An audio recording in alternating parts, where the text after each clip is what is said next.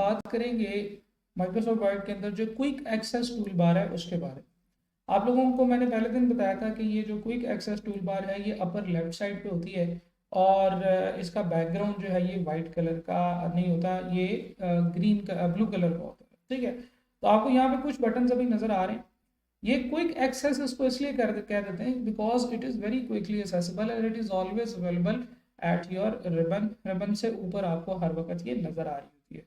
तो इस quick access tool बार के ऊपर जो बटन मौजूद है इनको एक दफ़ा देखते हैं। ये जो हमारे पास सबसे पहला बटन है this is what we call save button. जब आप कंट्रोल एस प्रेस करते हैं या फाइल आपकी सेव होती है, बट और if you are not okay with keyboard shortcuts तो आप इस बटन पे जाके क्लिक कर सकते हैं, तो ये आपका सेव कर देगा आपका डॉक्यूमेंट। ठीक है, यही जो बटन है ये आपको फाइल्स की टैब के अंदर भी नजर आएगा।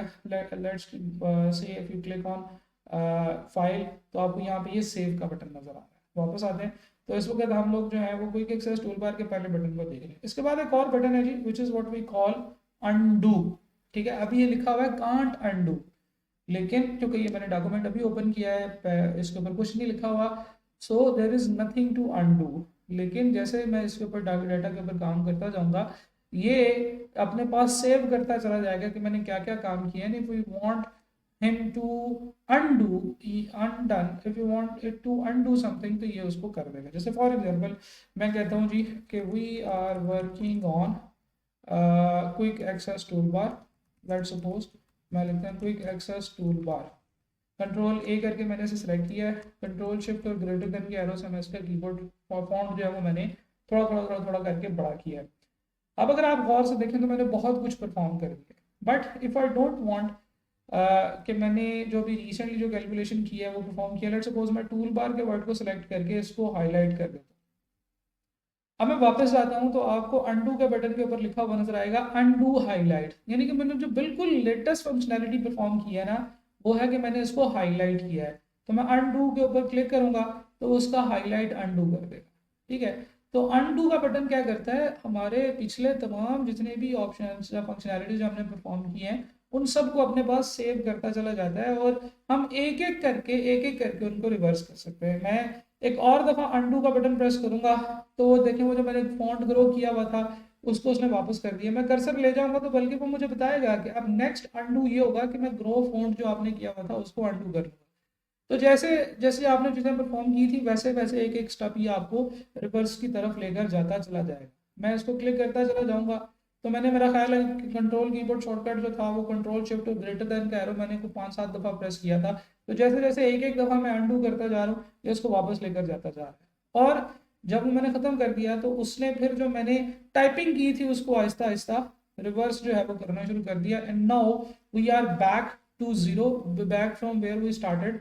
और यहाँ पे अगर मैं इसको कर्सर को लेकर जाऊंगा तो आपको कहेगा कांट अनडू, अब मैं कुछ भी नहीं कर सकता। लेट्स सपोज मैं कुछ और लिखता हूँ। ठीक है, दिस इज ग्रेट फंक्शनैलिटी,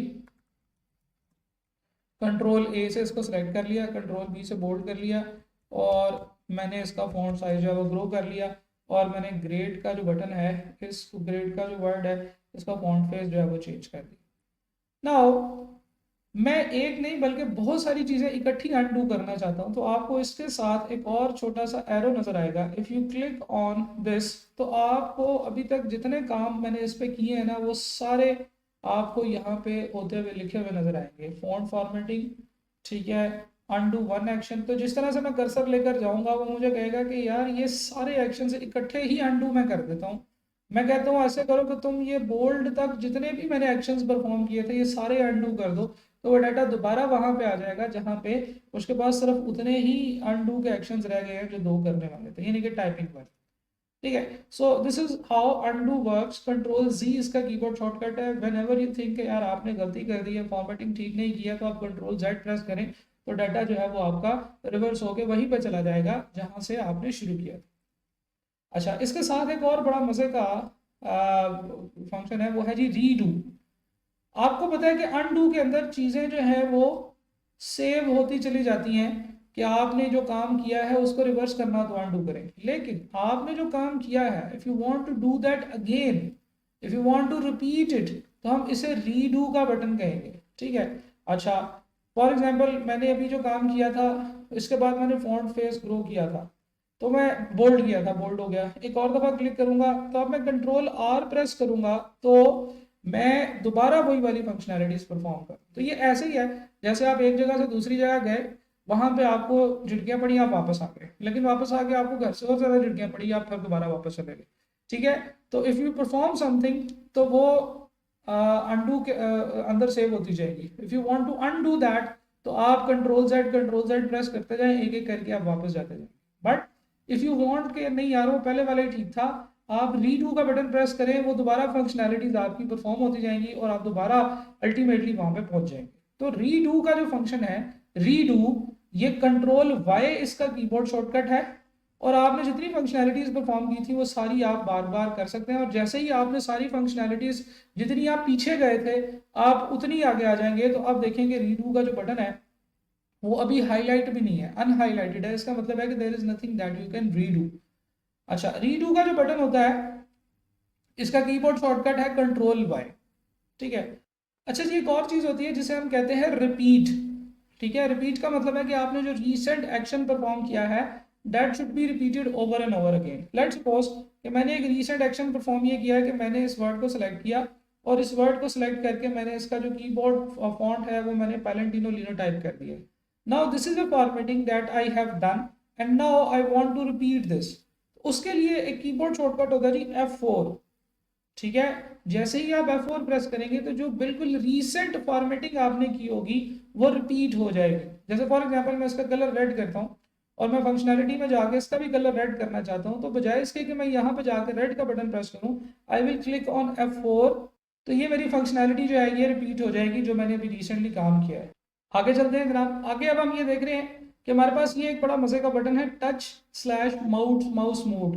अगर आपकी स्क्रीन ऐसी है, अगर आपका लैपटॉप ऐसा है जो कि टच सेंसिटिव है, यानी कि उसमें टच के साथ भी आप काम कर सकते हैं, तो ये फंक्शनैलिटी, ये ऑप्शन आपको नजर आएगी। अगर आप गौर से देखें तो इस वक्त आपके पास जो आपका जो रिबन है उसमें जो बटन है वो बड़े क्लोजली एक दूसरे के पास पास हैं, लेकिन जब आप टच करते हैं तो टच की जो एक्यूरेसी है वो इतनी ज़्यादा नहीं होती। इस वजह से आप जब यहाँ से टच पे क्लिक करेंगे तो आप गौर से देखें तो क्या हुआ कि रिबन जो है वो थोड़ा सा खुल गया है। रिबन में अब ज़्यादा जगह में थोड़ी ऑप्शंस आ रही हैं और माइक्रोसॉफ्ट वर्ड ने कुछ ऑप्शंस जैसे कि फाइंड, रिप्लेस और सेलेक्ट वगैरह जो था इनको इकट्ठा करके छोटा कर दिया है। ठीक है, तो ये जो फॉर्मेटिंग है this is how it is presented. तो आप इसको चेंज करना चाहें तो आप यहाँ पे जाके माउस पे क्लिक करें तो वो दोबारा माउस पे आ जाएंगी, ज़्यादा चीज़ें, ज़्यादा ऑप्शंस नजर आना शुरू हो जाएंगी। ठीक है जी, तो ये हमारे पास क्विक एक्सेस टूल बार में होता है। अच्छा, अब क्विक एक्सेस टूल बार का मकसद तो ये था भाई कि आप यहाँ पे वो वाले फंक्शनैलिटीज रख लें जो आप ज़्यादा इस्तेमाल करते हैं। तो this can be done. Let's suppose कि मैं चाहता हूँ कि यार एक फंक्शनैलिटी में बहुत ज़्यादा इस्तेमाल करता हूँ, that is insert the shapes. तो मुझे हर दफ़ा इंसर्ट में जाना पड़ता है, इंसर्ट के अंदर शेप्स में जाना पड़ता है। तो क्यों ना मैं शेप इंसर्ट करने का जो फंक्शनैलिटी है वो मैं यहाँ पे क्विक एक्सेस टूल बार में लगा दूँ। I can do this. और even if I want to take the screenshot और स्क्रीन क्लिपिंग जो है ये मुझे 3 क्लिक्स पे करके जाके स्क्रीन क्लिपिंग करनी पड़ती है। लेट्स सपोज कि मैं स्क्रीन क्लिप करना चाहता हूँ और मैं होम टैब में, तो first of all I will go to the insert, then I will go to the screenshot and then I will click on the screen clipping. तो ये एक बड़ा लंबा प्रोसीजर है। क्यों ना ऐसे किया जाए कि इसके ऊपर राइट क्लिक करके इसको add to quick access tool bar कर दिया जाए। अब मेरे पास ये क्विक एक्सेस टूल बार में ये फंक्शनैलिटी मौजूद है, तो मैं किसी भी वक्त इसमें ये वाली कैलकुलेशन करके इसका जो स्क्रीनशॉट है ये वाला बटन क्लिक करके ये वाला जो स्क्रीनशॉट है ये इजीली इंसर्ट कर सकते हैं। ठीक है, so this is what we call adding to the quick access tool bar. आप क्विक एक्सेस टूल बार में कोई भी फंक्शनैलिटीज, कोई भी फंक्शंस ऐड कर सकते हैं। और अगर आप गौर से देखें तो आपके पास इसमें बहुत सारी जगह है, आप जितनी मर्जी इसमें ऑप्शंस जो है वो ऐड कर सकते हैं। लेट्स सपोज मैं कहता हूँ कि जी मुझे मेलिंग के अंदर कोई ऑप्शन है, या जैसे फॉर एग्जांपल व्यू के अंदर कुछ ऑप्शंस है, मुझे नेविगेशन पेन जो है I want this to on to the quick access tool bar, I can click on this and add this to the quick access tool bar. ठीक है, कुछ फंक्शनैलिटीज आप क्विक एक्सेस टूल बार से remove करना चाहते हैं, आप उसके ऊपर राइट क्लिक करें and remove from the quick access tool bar, इसके ऊपर क्लिक करें।